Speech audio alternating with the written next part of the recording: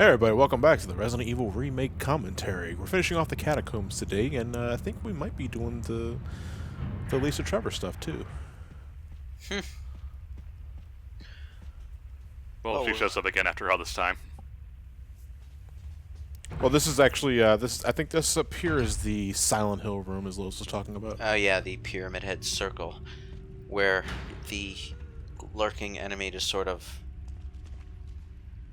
wanders. Yeah. You can just faintly hear Lisa, and you hear the chains rattling. So what I do here, because I don't want to risk it, is I just stay here until I see a body. Well, a lot of games do that whenever they want you to have the encounter with the enemy that's supposedly been chasing you the whole time. Like, Metroid Fusion does that at one point. I did not expect her to come from the other side. Just start playing yakety sax as they run around the circle. I think it's more of a thing to catch first-timers off guard, because you're running into this probably all willy-nilly, and then you hear something, but you're not sure what it is, and then bam, Lisa Trevor's right there. Oh, hello. Fancy meeting you here. Now, the trick of the Pyramid Head room here is that there's a flamethrower that you need to stick in the wall in order to unlock the door. But well, you kind of have to do it within a time limit, otherwise the clasps retract. Yeah, it's pretty generous, though. Actually, not sure if it's one of those things that might change depending on the difficulty. Ha, she'll never get me up here. Because besides like enemy health pools and the amount of things you run into, there are like some other factors that are changed depending on the difficulty. The only one that immediately comes to mind is how soon will a zombie become a Crimson Head when it's dead.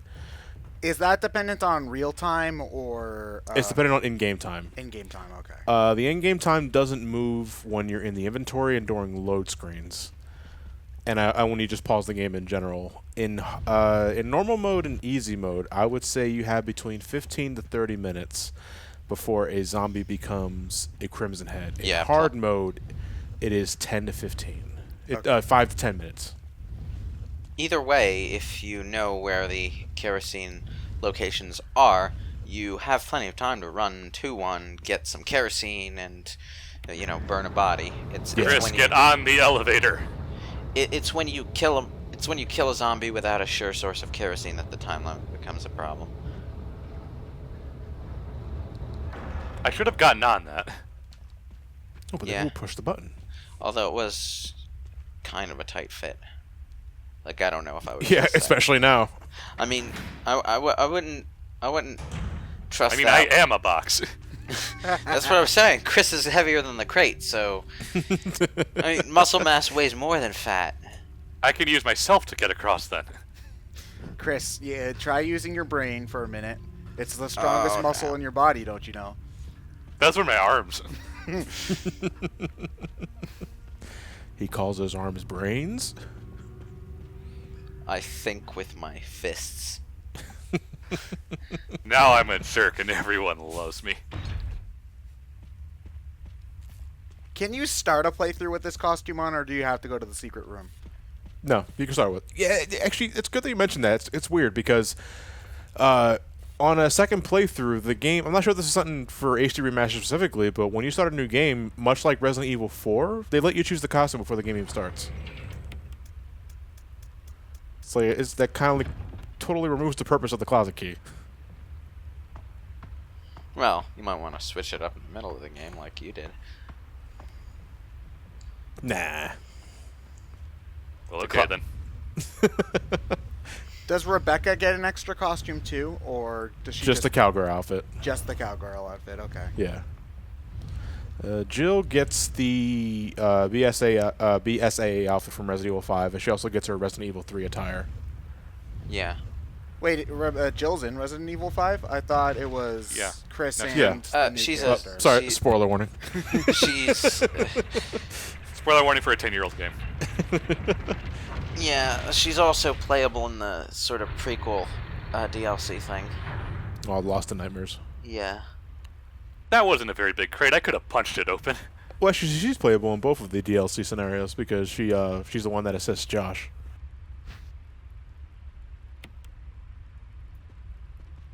You know, I'm pretty sure that the only thing broken about that flamethrower is that the barrel's a bit bent. And, you know, with these guns, I can bend that gun back into shape, so... I'll fix the gun with these guns. What Jill should do, though, is just stand slightly sideways and aim the flames, like, around her. And that way you can shoot around corners, and it's just more effective. That's a thing, actually, about Resident Evil 7 that you don't get in these fixed camera angle things, is that you kind of have to peek around corners. And not in the third-person sense where you sort of stand behind the corner and finagle the camera so that the player can see. You actually have to expose yourself to view. It's nerve-wracking, man. Corners suck. They're so edgy. Pointy. So can you go through the whole game without having to kill Lisa Trevor? Or do you have to... Well, you can attack her if you want. It's fruitless. Yeah, there's no point. She won't ever die if you... No, fight her? she can't die. She's immortal. Okay. And there's Basically. no... And you're never in a scripted boss fight with her, ever? Nope. There is Oh. a boss fight, but you're not... The goal is not to attack her. Okay. Let's put it that way.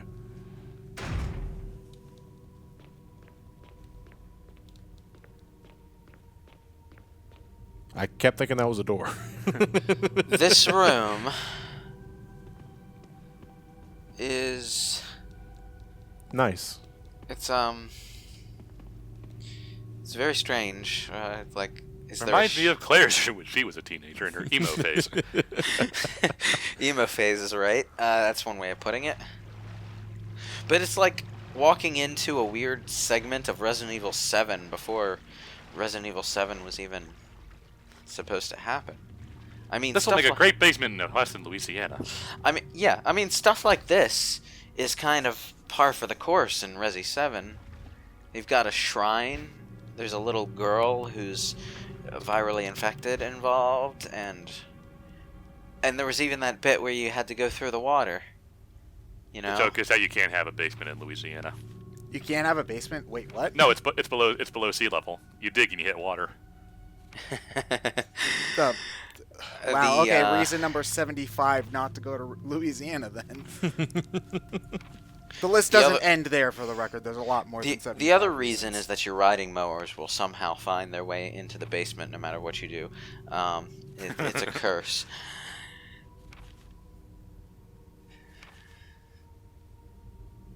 Yeah. 197. Wow, she's really old, Chris. Yes, that was Lisa's little diary there, and you can see the mental capacity just slowly fade away as the drugs kick in. Yeah. When I played this blind, that was legitimately the most uncomfortable part of the experience for me, reading that. Yeah, it's kind of a level above the itchy tasty. Well, the Yeah. itchy tasty thing is kind of a meme at this point now. Like, I mean, I know that in concept it's kind of creepy, but in execution I always kind of found it more dark humor than anything like that. You know, it's something that you'd see in Well, it's funny to visualize a zombie writing in a diary. yeah, basically. The Itchy Tasty file kind of reads a bit like a weak sauce version of that one short story Stephen King wrote about the guy who got marooned on an island and writes the whole story as a diary. And the last entry heavily implies he's eating his own fingers in order to survive because he's that far gone. I don't know why you'd go for the fingers, though. That's an important body part with not much meat on it. Because he's already run through several other body parts by that point. Oh, damn. Okay, never mind. Yeah, it's a dark story, okay? Stephen King, I couldn't tell.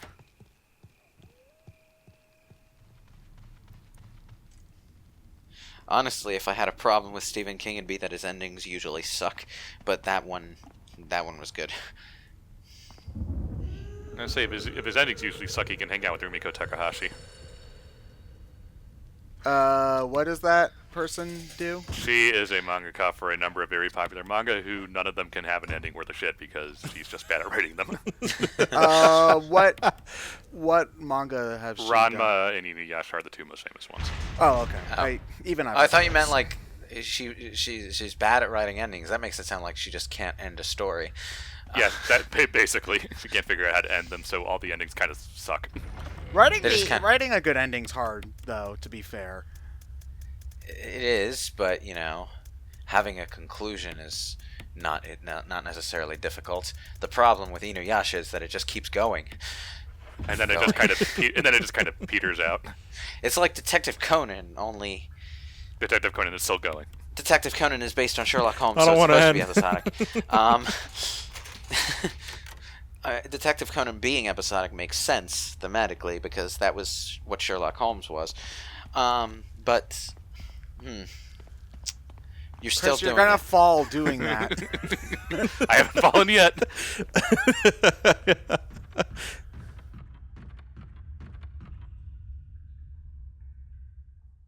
In any case, this two artifacts to open an exit tunnel through the main hall is something that they're doing again in Remake 2, which is interesting. They took the statue that gives you a key when you put the unicorn medal in it in the original game. They made it a statue that requires 2 medals, and they brought back the idea from Resident Evil Outbreak of the statue hiding an escape passage, and made that the way out. Oh, geez, I forgot Wesker helps you here in Chris's campaign. Yeah, Wesker's here to distract Lisa for the most part, but this is the boss fight. But even then, you're not really dealing with Lisa. You're pushing these stones out of the way. It's all you're good for, Chris. Finally, my muscles are useful. Be very careful, though, when you're around the edges, because Lisa does have one attack where she lunges her back tentacles at you, and if Chris is near the edge, you're getting knocked off. Does Barry help you in Jill's version? Yeah. Okay. Yes. Okay.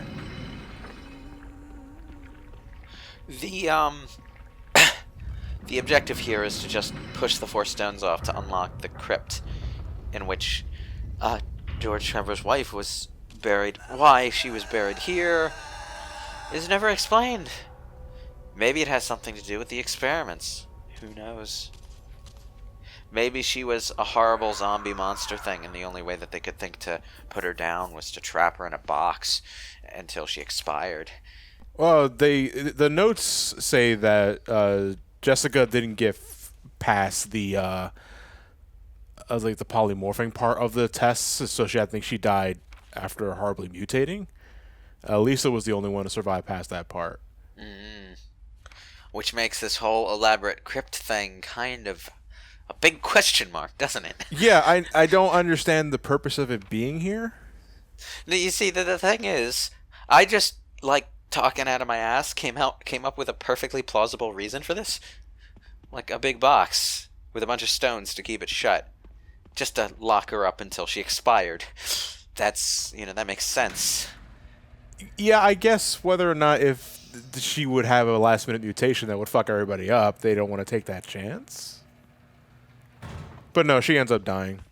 Well, And the reason why the boss battle immediately ends with Lisa is because Lisa is actually looking for her mother's remains, and once you give it to her, then she has no reason to be here. Yeah. So now what's she gonna do? Well, she just attempted to commit suicide, but Oh, damn. she can't die, as Umbrella Chronicles will later follow up on. So how do they kill her in Umbrella Chronicles? She gets caught in the mansion explosion. Yeah, Wesker fights her up until the end, and she blows up. The eagle metal and wolf metal things. One of the few things that doesn't really change all that much. I mean, the locations of the metals change a lot, but or do they actually? Are they in the same place? No, the medals are in different places in the remake. Okay, yeah, but the metals are still used for what they're used for. I'm wondering if they'll do the same with Remake 2. The Eagle and Wolf metal in Resident Evil 2, though, was a bit of an eyebrow raiser. Not gonna lie. Oh, wait, you find them all the time in sewers. Yeah, we are now in the final area of the game, and the lab is it's actually pretty short if you know exactly what to Man, do. you know, all these old-fashioned typewriters in odd locations are kind of weird. But not as weird as the first one in the original game, which is just on this little table by the staircase in the main hall, without even a chair in front of it. It's like, It's not even plugged in. who put this here? You don't They need moved it to, in- John. You don't need to plug in a typewriter. Yeah. See, Ted, I know that, but Chris doesn't. Oh, good point.